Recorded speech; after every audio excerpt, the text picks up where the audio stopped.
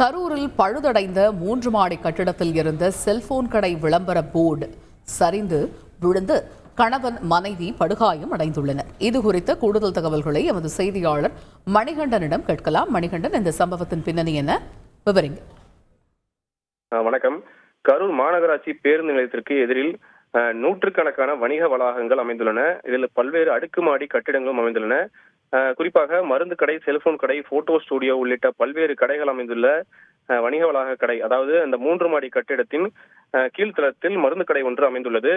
குறிப்பாக அப்துல் ஹக்கீம் இம்ரான் என்பவருக்கு சொந்தமான 3 மாடி கட்டிடத்தின் மேல் தளத்தில் அருகிலுள்ள செல்போன் கடையின் பிரம்மாண்ட ஃபைபர் விளம்பர போர்டு அமைந்துள்ளது.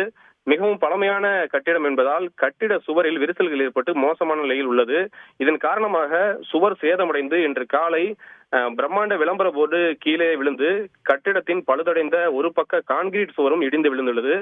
அப்போது அந்த கட்டிடத்தின் முன்பு நின்று கொண்டிருந்த, அதாவது தென்காசியிலிருந்து கரூருக்கு ரயில் மூலமாக வந்த தம்பதியரான சதாம் ஹுசேன் மற்றும் சஹீரா ஆகிய இருவரும் நேற்று ரயில் நிலையத்திலேயே தங்கிவிட்டு இன்று அதிகாலை சுமார் ஒரு 6:30 மணி அளவில் அந்த கட்டிடத்தின் அருகில் உள்ள மளிகை கடை ஒன்றில் குடிப்பதற்கு தண்ணீர் வாங்கி அருந்திவிட்டு இளைப்பாறியுள்ளனர். அப்போது இந்த போர்டானது சரிந்து விழுந்ததில் சதாம் ஹுசேன் மற்றும் சஹீரா ஆகிய இருவருக்கும் காயம் ஏற்பட்டுள்ளது.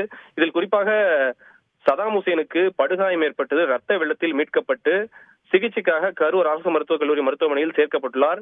தகவலிருந்து சம்பவ இடத்திற்கு சென்ற கரூர் நகர போலீசார் கட்டிடத்தை சுற்றி தடுப்புகள் அமைத்து கட்டிடத்தின் உரிமையாளரை காவல் நிலையத்துக்கு அழைத்துச் சென்று தற்போது விசாரணை நடத்தி வருகின்றனர்.